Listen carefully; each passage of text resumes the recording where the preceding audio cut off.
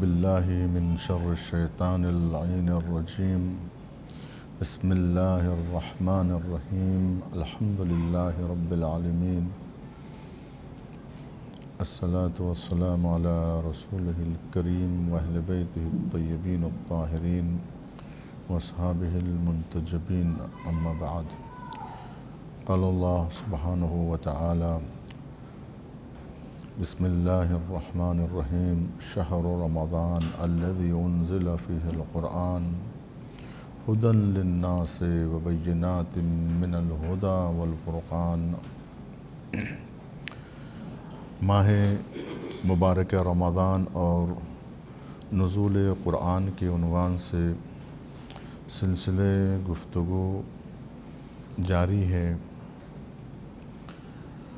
مباحث قرآنی، علوم قرآنی بہت وسیع ہے۔ قرآنی موضوعات پر بہت گفتگو ہو چکی ہے۔ ہر زبان میں خود علوم قرآنی پر کئی سو کتابیں لکھی جا چکی ہیں۔ خود حقیر نے تقریباً ایک ادارے میں 500 کے قریب کتابیں میں نے اردو زبان میں قرآن مجید کے حوالے سے دیکھی ہیں۔ تو اتنی ساری کتابیں قرآن کے حوالے سے خود اردو زبان میں موجود ہے، تو اب اس سے اندازہ لگا سکتے ہیں کہ دنیا کی مختلف زبانوں میں قرآن مجید پر کتنا کام ہوا ہے، علوم قرآنی پہ کتنی بحثیں ہوئی ہیں۔ ان تمام بحثوں میں ایک بحث تحریف قرآن کو لے کر ہے۔ تحریف قرآن پر کافی کتابیں لکھی جا چکی ہیں، اور مسلمانوں کے بعض فرقے ایک دوسرے پر تحریف کا الزام لگاتے چلے آئے ہیں، اور یہ بحثیں دقت طلب بھی ہیں اور عام لوگوں کے لیے اس کا کوئی ان کا سمجھنا بھی جو ہے وہ دشوار ہے۔ تحریف لفظی، تحریف معنوی اور مختلف بحثیں تحریف کو لے کر، لیکن ایک بات جو کلی طور پر چند جملوں میں کہی جا سکتی ہے وہ یہ ہے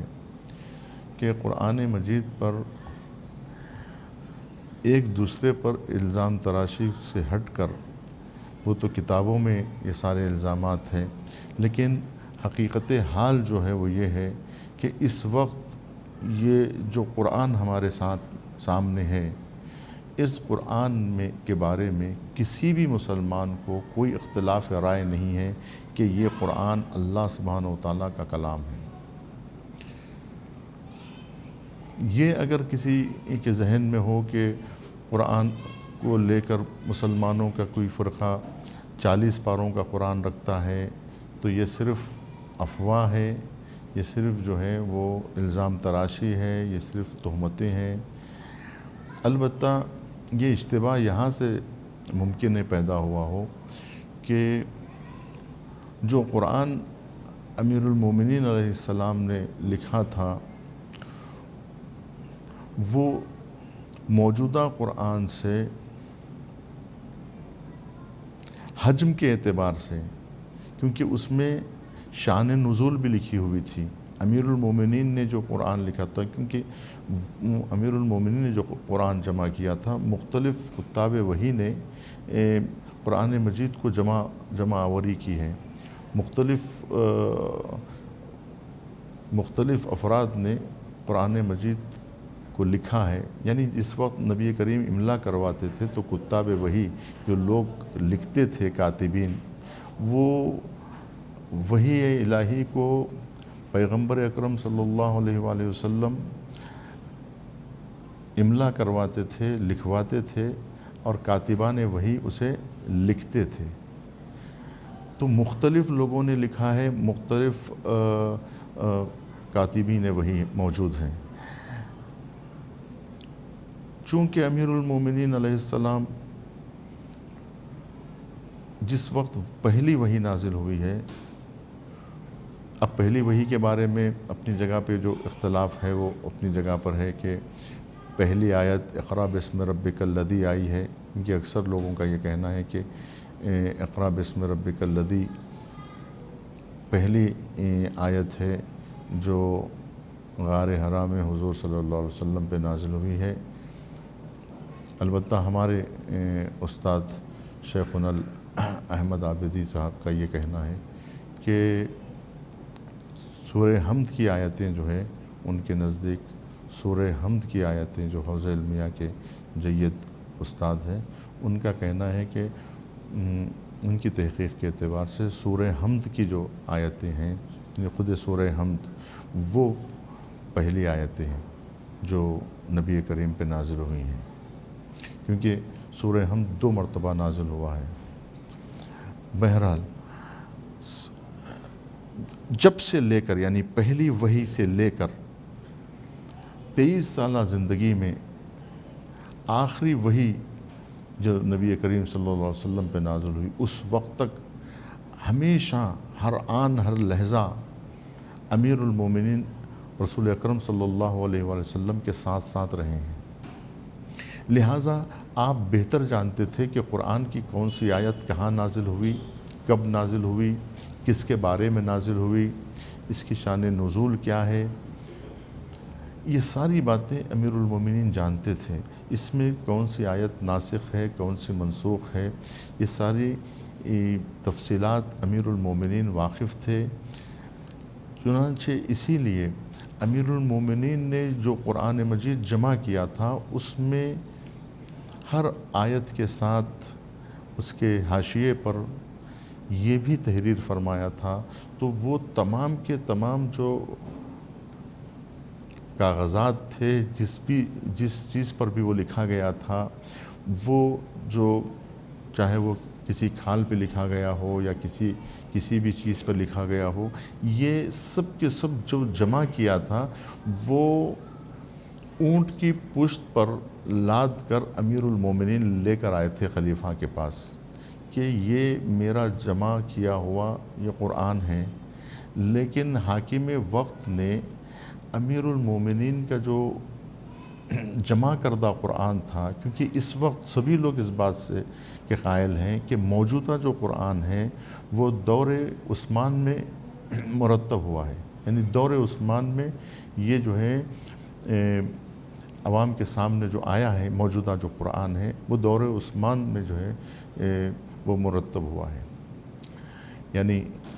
پیش کیا گیا ہے لوگوں کے سامنے۔ اور اس وقت جو ہمارے سامنے بھی اس کی میں تھوڑی سی تفصیل بیان کرتا ہوں، وہ جو ہے جو امیر المومنین جو حجم والا قرآن لے کر آئے تھے، وہ اس حجم کو اگر مقایسہ کیا جائے موجودہ قرآن سے تو یوں سمجھیں کہ 10 پاروں کا اور اضافہ کر لیجئے تو وہ اس حجم کے برابر ہوگا۔ لیکن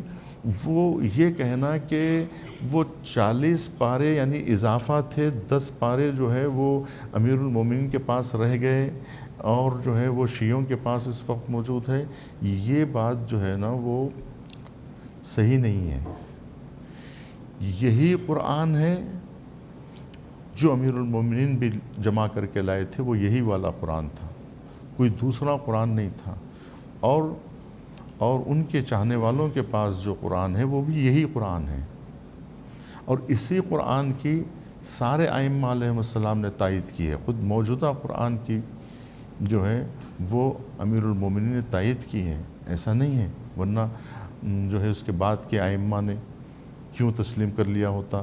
اور کیوں کہا ہوتا کہ یہ تو کوئی اختلاف جو ہے اس قرآن کو لے کر کبھی بھی نہیں ہوا ہے۔ یہ قرآن وہی قرآن ہے جو حضور صلی اللہ علیہ، اور اس کی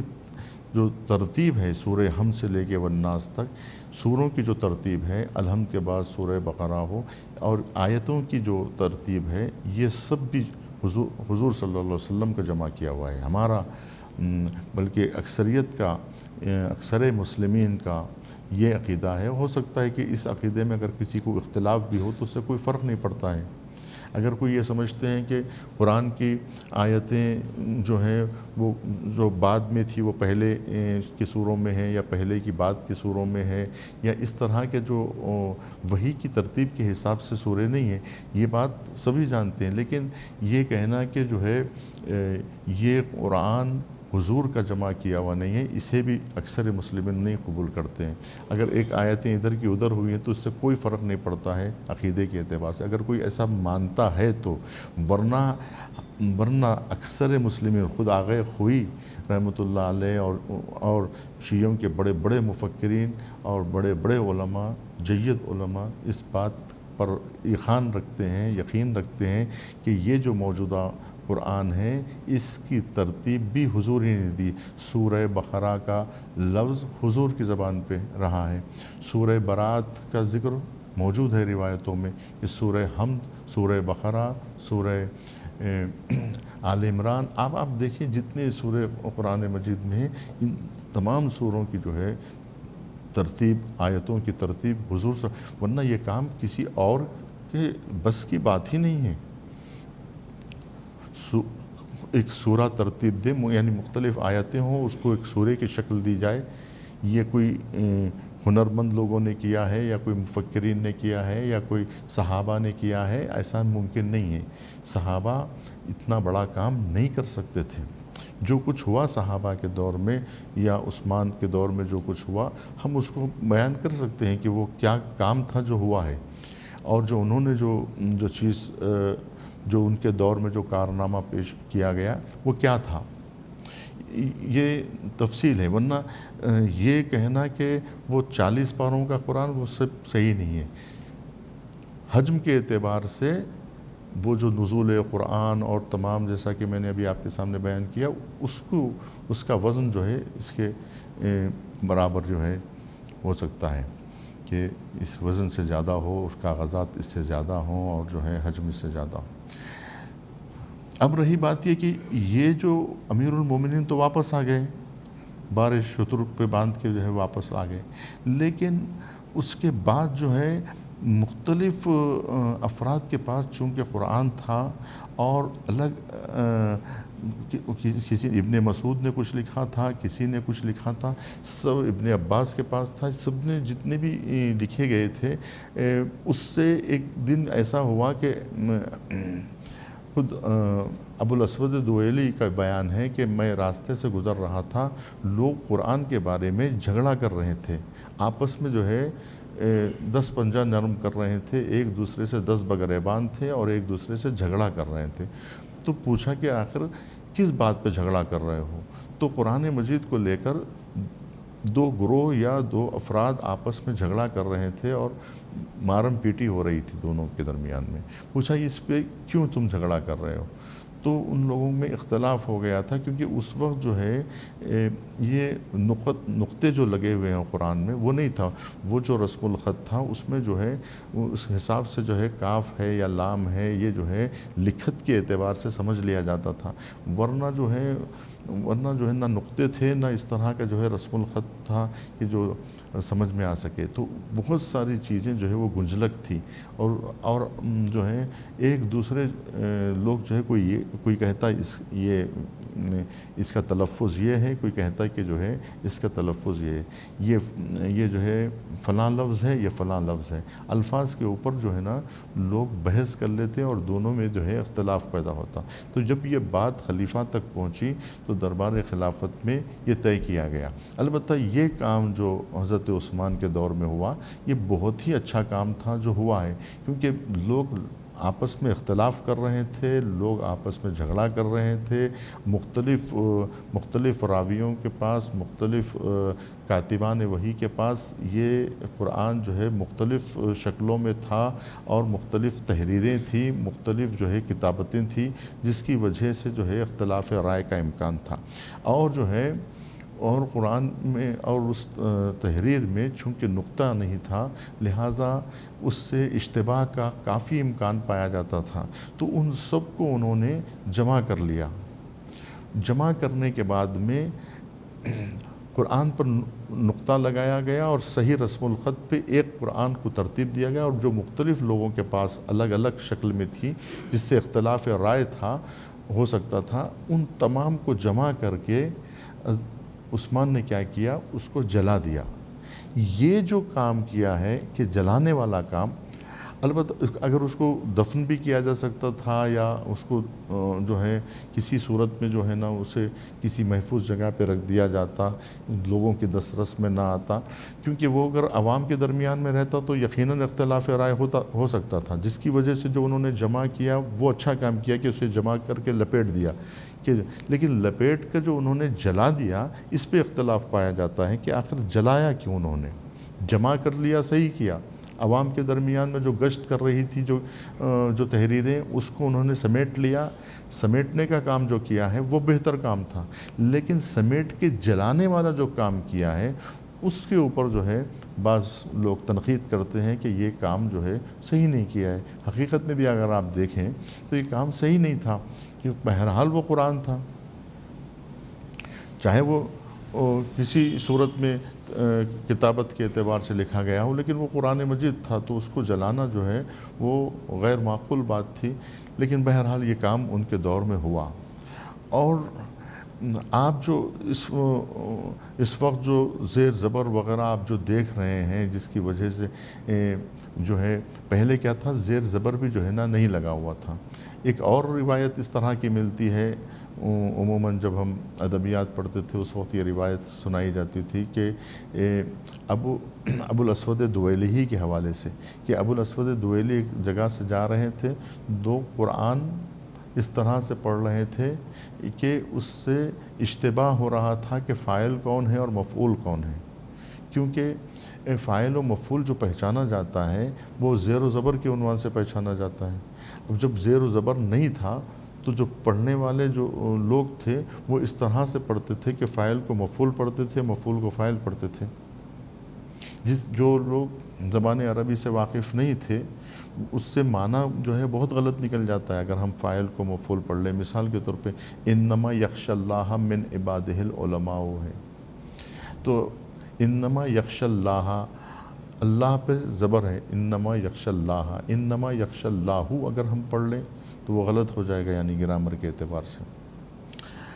یعنی اس کا مطلب یہ ہوگا کہ اللہ ڈرتا ہے، جبکہ یہ ہے کہ اللہ سے ڈرتے ہیں علماء۔ لیکن اگر ہم اللہ پر جو ہے زبر دینے کے بجائے اگر پیش دے دیں تو معنی غلط ہو جائے گا پورا۔ تو یہ بات جو ہے ابو الاسود دویلی نے امیر المومنین کے سامنے پیش کی، جس پر کہا جاتا ہے کہ امیر المومنین نے اسی وقت علم نحو کی یہ بنیاد رکھی اور ارشاد فرمایا کہ ابو الاسود دویلی یہ جان لو کہ ہر فاعل مفعول ہوتا ہے، ہر مفعول بہ منصوب ہوتا ہے، اور ہر مضاف الیہ مجرور ہوتا ہے۔ اس طرح کی جو ہے امیر المومنین نے گرامر کی بنیاد رکھی اور علم نحو کی بنیاد رکھی، جو آج بھی علم نحو جو ہے وہ پڑھایا جاتا ہے، جو امیر المومنین کی ایجاد سمجھی جاتی ہے۔ بہرحال اس پہ اختلاف رائے بھی ممکن ہو، لیکن یہ ہے کہ قرآن مجید میں زیر و زبر اور نقطہ، یہ سب چیزوں کے لیے امیر المومنین نے بہت اس سلسلے میں قرآن مجید کی موجودہ ترتیب کے لیے، قرآن مجید کے باہر آنے میں اور جو موجودہ شکل ہے اس میں امیر المومنین کی جد و جہد اور ان کی کوششیں اس قرآن کو بھی لے کر شامل حال ہیں۔ اگر آپ کے یہ سب کارنامے نہ ہوتے تو اس آسانی کے ساتھ آج جو قرآن پڑھا جا رہا ہے یہ کتنا بڑا معجزہ ہے کہ آج ہم بڑی آسانی کے ساتھ ہر کوئی غیر عربی جاننے والا بھی قرآن کو اتنی اچھی طریقے سے پڑھ سکتا ہے۔ اب یہ کہ جس طرح سے اب قرآن کو جس طرح سے لکھا گیا ہے، چنانچہ اسی کو، اس روایت کو برقرار رکھنا اس وقت جو ہے مسلمانوں کی ذمہ داری ہے، اور واقعاً مسلمان اس ذمہ داری کو نبھاتا چلا آیا ہے۔ آپ دیکھیں گے کسی جگہ پر تا جو ہے وہ چھوٹی ہے تو کہیں پہ تا بڑی ہے اسی لفظ کی، کبھی ایسا بھی ہے قرآن مجید میں، لیکن اس میں ہم کوئی دسترس کہ اب کسی کو کوئی اجازت نہیں ہے، جو چیز جس طرح سے سامنے آئی ہے بس اسی کو اسی شکل میں باقی رکھنا ہے۔ چنانچہ اس وقت اگر کوئی چاہے کہ میں اپنے نئے طرز سے قرآن پڑھوں گا اور نئی تجوید نکالوں گا اور جو ہے نا نیا لحن ایجاد کروں گا اور نئے اپنے طریقے سے قرآن پڑھوں گا، نہیں پڑھ سکتا ہے۔ یعنی قرأت کرے انسان، اپنے نئی قرأت نکالے قرآن مجید کی، ایک نیا لحن نکالے، یہ جو ہے نا ممکن اس وقت نہیں ہے، بند کر دیا گیا ہے یہ دروازہ۔ 7 قراء کے حوالے کر دیا گیا ہے کہ 7 قراء کے مطابق اگر آپ کی قرأت ہے تو صحیح ہے، ورنہ آپ کی قرأت میں اشکال پایا جاتا ہے۔ ہر کوئی اپنی اپنی منمانی قرآن مجید کو لے کر نہیں کر سکتے ہیں۔ جتنے مسابقے قرآنی ہوتے ہیں اس میں اس بات کی رعایت کی جاتی ہے کہ آپ جو قرأت کر رہے ہیں کس کے قرأت کے مطابق آپ کی قرأت ہے، کس قراء کے مطابق آپ کی قرأت پائی جاتی ہے۔ بہرحال یہ بحثیں جیسا کہ میں نے ابھی کہا تفصیل طلب بھی ہیں اور بہت کچھ ان مطالب سے ہم بھی واقف نہیں ہیں کہ علوم قرآنی نے ماشاءاللہ سے بہت ترقی کی ہے اور بہت اس میں تحقیقات ہوئی ہیں اور جو ہے مسلسل ہو رہی ہیں، اور لوگ اس میں لگے ہوئے ہیں کہ اس کی تاریخ پر، اس کے جو ہے سرگزشت پر اور مختلف اعتبار سے قرآن مجید پر مسلسل کام چل رہا ہے اور چلتا رہے گا اور تحقیقات جاری رہیں گی۔ تو یہ قرآن جو نازل شدہ قرآن ہے، جو موجودہ قرآن ہے، یہ نازل شدہ قرآن، یہی قرآن میں وہ اعجاز پایا جاتا ہے، وہ نورانیت پائی جاتی ہے۔ اسی قرآن کے بارے میں قرآن مجید کہتا ہے کہ وَلَوْ نَزَّلْنَا عَلَيْكَ كِتَابًا فِي قِرْطَاسٍ، اگر یہی قرآن کو اگر ہم نازل کر دیتے آپ پر یہ کتابی شکل میں قرطاس پر، تو فَلَمَسُوهُ بِأَيْدِيهِمْ، لوگ ہاتھ سے اسے مس کرتے، اور لَقَالَ الَّذِينَ كَفَرُوا، اور جو لوگ کفر اختیار کیے ہوئے ہیں وہ کہتے اِنْ هَذَا إِلَّا سِحْرٌ مُبِينٌ، کہتے یہ تو جادو ہے۔ تو دیکھیے پیغمبر اکرم صلی اللہ علیہ وآلہ وسلم کو لوگ سرزمین قریش، سرزمین مکہ میں بعثت نبی صلی اللہ علیہ وسلم کے بعد ساحر کہا، مجنون کہا، شاعر کہا۔ یہاں رک کے میں ایک بات آپ سے عرض کروں کہ پیغمبر اسلام کی بعثت سے پہلے صلی اللہ علیہ وسلم کی آپ دیکھیں گے کہ نبی کریم کے پر وہ اعتراضات آپ کو نہیں ملیں گے جو بعثت کے بعد ملتے ہیں۔ یعنی پیغمبر اسلام کی جتنی توہین کی گئی ہے، جتنے الزامات صلی اللہ علیہ وسلم پہ لگائے گئے ہیں، جو کچھ کچرا آپ پہ پھینکا گیا ہے، جو پابندیاں، جو بائیکاٹ آپ کا کیا گیا، جو سوشل بائیکاٹ جو آپ کا کیا گیا، شیب ابی طالب کی تنہائیاں آپ کو جھیلنی پڑی، یہ سب کے سب یعنی جو اختلافات ہوتے ہیں وہ بعثت کے بعد ہوتے ہیں۔ یعنی اگر کوئی نبی رسالت کا پیغام نہ پہنچائے اور اپنی جگہ پر جو ہے امانت دار اور دیانت دار ہو تو سبھی لوگ اس کو مانتے ہیں۔ چنانچہ نبی کریم صلی اللہ علیہ وسلم کو محمد امین کے نام سے جو ہے جانا جاتا تھا۔ لوگ اپنی امانتیں لا کے پیغمبر اکرم صلی اللہ علیہ وسلم کے پاس جمع کرایا کرتے تھے، کوئی آپ کی توہین نہیں کرتا تھا اور سبھی آپ کی تعریف کرتے تھے، سبھی میں آپ مقبول تھے اور سب آپ کا احترام کرتے تھے۔ بڑی آپ کی مقبولیت تھی، آپ کی امانت و دیانت کو لے کر لوگ آپ کا کلمہ پڑھتے تھے، آپ کی دیانت کا، آپ کی امانت کا لوگ کلمہ پڑھتے تھے، کوئی آپ کی توہین نہیں کرتا تھا۔ لیکن جب سے آپ نے پیغام حق کو نشر کرنا شروع کیا، اختلافات کی بوچھار ہو گئی، اور جب سے قرآن پیش کیا نبی کریم صلی اللہ علیہ وسلم نے، سارے عرب کی زبانیں گنگ ہو کے رہ گئیں، تمام شعراء نے اپنے قصیدے اتار لیے، کہا کہ یہ جو ہے شاعر مجنون ہے، یہ جو ہے کہیں سے لے کر آتے ہیں، یہ اساطیر الاولین ہے، یہ جو ہے وہ کہانیاں ہیں پرانے زمانے کی، اور کوئی جو ہے خزانہ ان کو ہاتھ لگ گیا ہے، اور یا یہ جو ہے وہ ساحر ہے، جادوگر ہے، ان کے بیان میں قسم کا جادو ہے، کوئی ان کی بات نہ سنے، جب یہ قرآن پڑھے تو کوئی ان کی قرآن کو جو ہے نہ سنے۔ اس لیے کہ جن نے سن کر یہ کہا کہ میں نے جو سنا ہے بڑا عجیب قرآن سنا ہے، کیوں؟ اس لیے کہ جن جانتے تھے اور جو ہے جو جاننے والے ہیں وہ جانتے ہیں کہ قرآن مجید نے خود کہا ہے کہ یہ وہ معجز نما کلام ہے کہ اگر اس سے پہاڑ حرکت میں آ جائے تو تعجب نہ کرنا، اگر زمین کا سینہ چاک ہو جائے تو تعجب نہ کرنا۔ یہ وہ قرآن ہے کہ سیرت بہ الجبال، جس سے پہاڑ اپنی جگہ سے ہٹائے جاتے ہیں۔ یہ وہ قرآن ہے کہ جس کے ذریعے سے مردے زندہ ہوتے ہیں۔ تو قرآن مجید کا وہ اعجاز ہے کہ اگر مردے زندہ ہو جائیں تو تعجب نہ کرنا، اگر اس قرآن سے زمین کا سینہ چاک ہو جائے تو تعجب نہ کرنا، اگر جو ہے پہاڑ حرکت کرنے لگیں تو تعجب نہ کرنا۔ کیوں؟ اس لیے کہ قرآن میں یہ قرآن جو حقیقت قرآن ہے، اس قرآن کی طاقت کا ہم اور آپ اندازہ نہیں لگا سکتے کہ قرآن میں کتنی قدرت پائی جاتی ہے کہ وہ قرآن اگر پہاڑوں پہ نازل کر دیا جاتا تو پہاڑ ریزہ ریزہ ہو جاتے۔ تو اس سے اندازہ لگایا جا سکتا ہے کہ قرآن کی عظمت کیا ہے، قرآن کتنا وزن رکھتا ہے۔ ہم جو بات کر رہے ہیں، ہم جو سمجھتے ہیں، یہ نازل شدہ قرآن کے بارے میں جو ہے ہم جتنی بحثیں کرتے ہیں وہ نازل شدہ قرآن کے بارے میں کرتے ہیں، لیکن ہم حقیقت قرآن سے واقف نہیں ہیں۔ حقیقت قرآن تو لوح محفوظ پر ہے، فی کتاب مکنون ہے۔ وہ قرآن ہے جو نازل ہوا ہے مختلف مراحل میں اور مختلف طبقات سے ہوتا ہوا ہمارے درمیان میں لفظوں کے پیکر میں ڈھالا گیا ہے اس قرآن مجید کو۔ اور تو اب ہم اس قرآن مجید کے بارے میں جو بین دفعتین ہے، اس قرآن کے بارے میں یہ کہتے ہیں کہ حسبنا کتاب اللہ۔ یہ حسبنا کتاب اللہ کہاں سے شروع ہوا؟ یہ حسبنا کتاب اللہ کا لفظ جو ہے وہ حضرت عمر نے پہلی مرتبہ جاری کیا اپنی زبان پہ اور کہا ہمارے لیے قرآن کافی ہے۔ یہ کب کی بات ہے؟ یہ خود شہرستانی لکھتے ہیں اس بات کو الملل والنحل میں کہ عالم اسلام کا پہلا جھگڑا،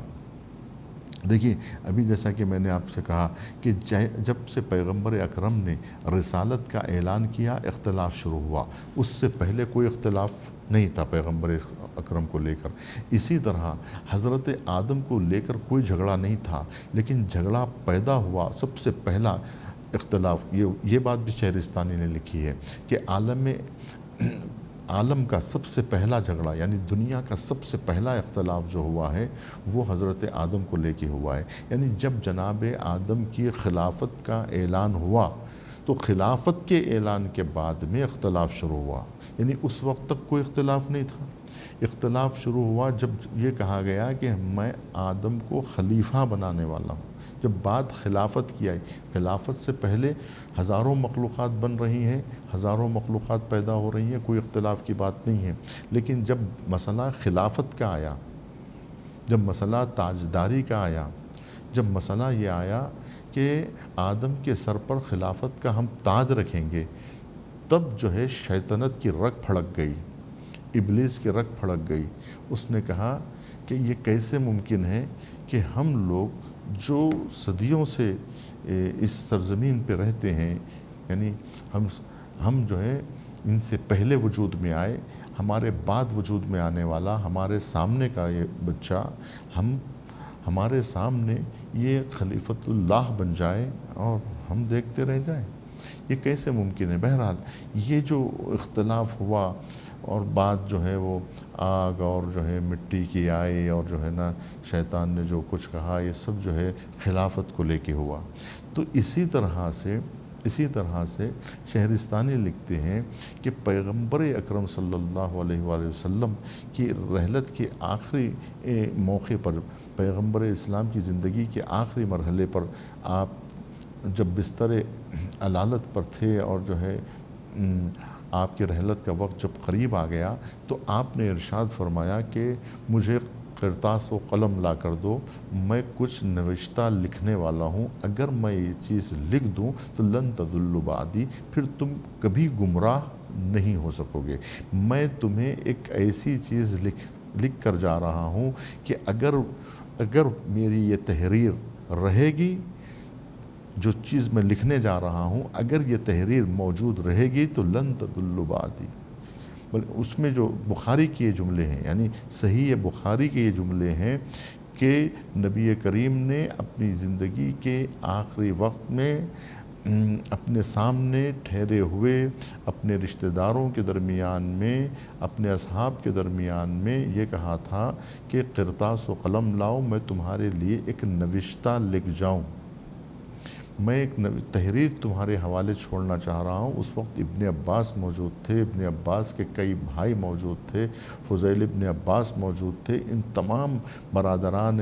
ابن عباس کے سامنے، اور جہاں پر عمر بھی موجود تھے، ان سب کے سامنے نبی کریم صلی اللہ علیہ وآلہ وسلم نے کہا کہ میں تمہارے درمیان میں ایک تحریر چھوڑ کے جانا چاہتا ہوں، لاؤ قلم اور قرطاس، میں ایک تحریر چھوڑنا چاہتا ہوں۔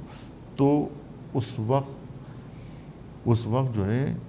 ایک ہنگامے کی صورتحال پیدا ہوئی، تنازع پیدا ہوا۔ تو یہ تنازع جو ہوا ہے، جو جھگڑا ہوا ہے، اسے شہرستانی کہتا ہے کہ عالم اسلام کا پہلا اختلاف جو ہوا ہے وہ اسی موقع پر ہوا ہے جب نبی کریم نے قرطاس و قلم امت سے مانگا تھا تاکہ میں تمہارے درمیان میں ایک تحریر لکھ جاؤں، اور اگر یہ موجود رہے گی تو لا، وہاں پہ جو لفظ آیا ہے بخاری میں وہ لا تضل بعدی، اور لن بھی ہو سکتا ہے کہ ہرگز جو ہے تم گمراہ نہیں ہو سکو گے، لن تضل بعدی، کہ کبھی بھی تم گمراہ نہیں ہوگے اگر وہ تحریر تمہارے پاس ہو۔ تو اس وقت عمر نے کہا حسبنا کتاب اللہ، ہمارے لیے اللہ کی کتاب کافی، یعنی